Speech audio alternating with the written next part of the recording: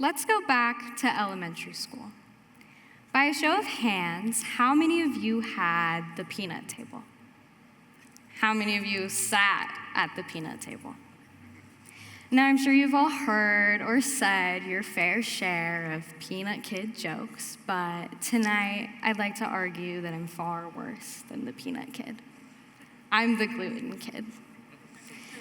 Many of us had this separate lunch table to protect those with serious allergies and illnesses. The importance of keeping those allergens separate was taught to us at such a young and impressionable age. But as we grow older, we are faced with a much more complicated issue. Diet culture invalidates the needs of those with serious allergies and illnesses. Let's talk about diet culture.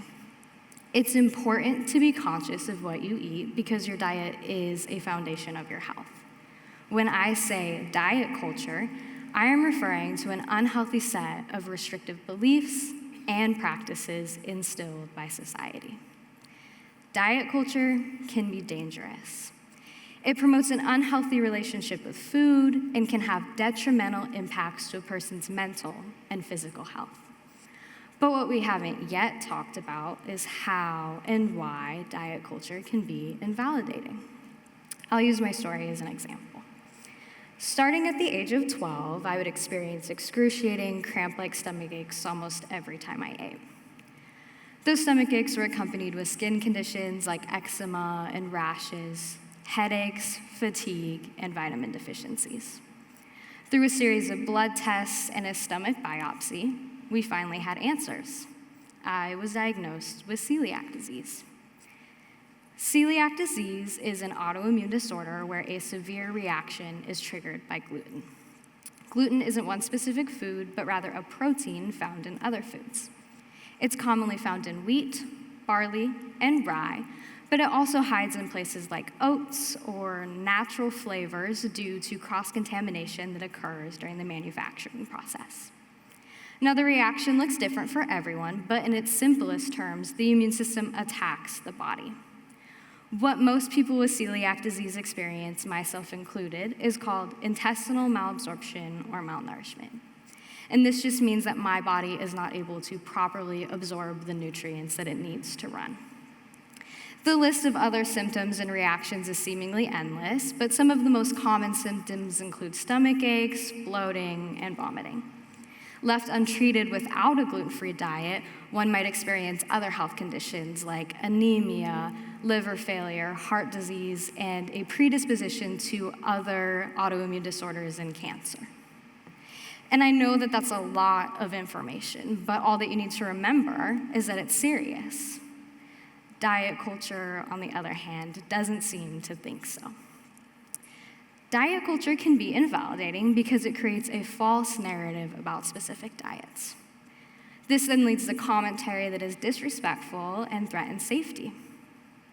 Diet culture might encourage following a diet that is gluten, dairy, or sugar-free to lose weight or attain an image encouraged by society.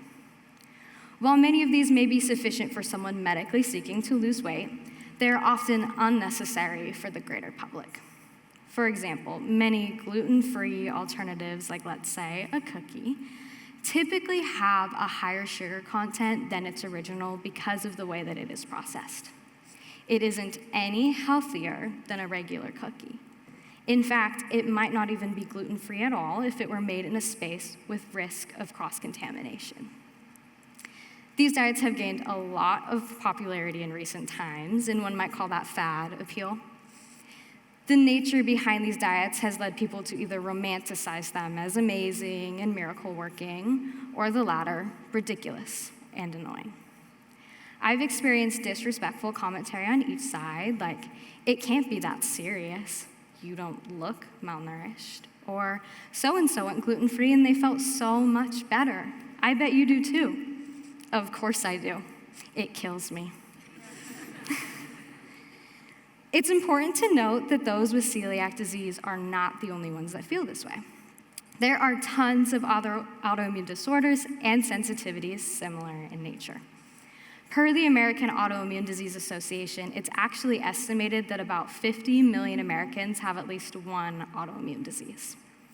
Diseases like type 1 diabetes, EOE, multiple sclerosis, and lupus, or sensitivities like non-celiac gluten sensitivity, which is just a fancy term for gluten intolerance, can be managed via diet.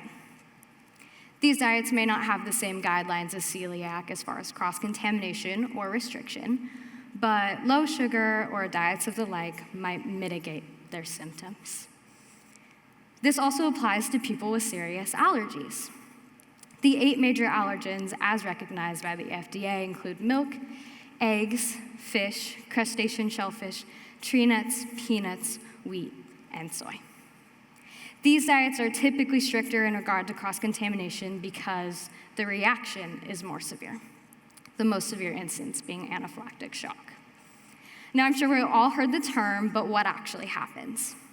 During anaphylactic shock, your blood pressure drops, which blocks airways, leading to breathing and heart problems that can be fatal.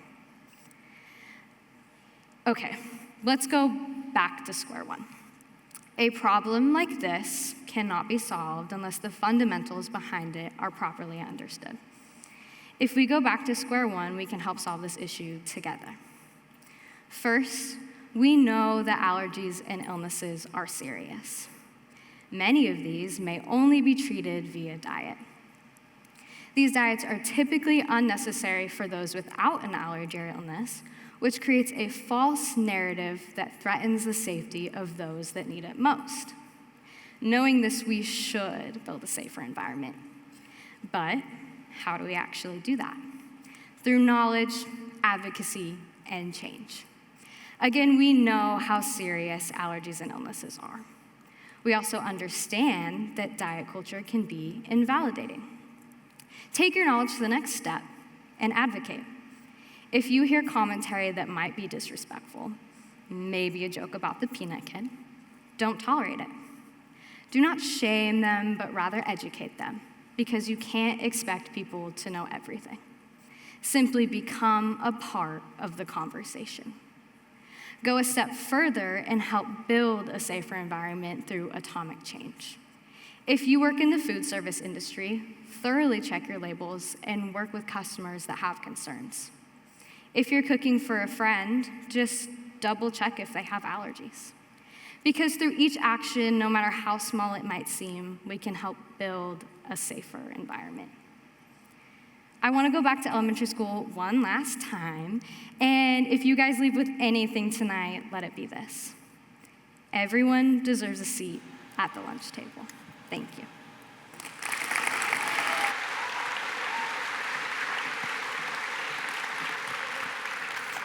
What great insight into how we can better serve those with dietary restrictions. At this time,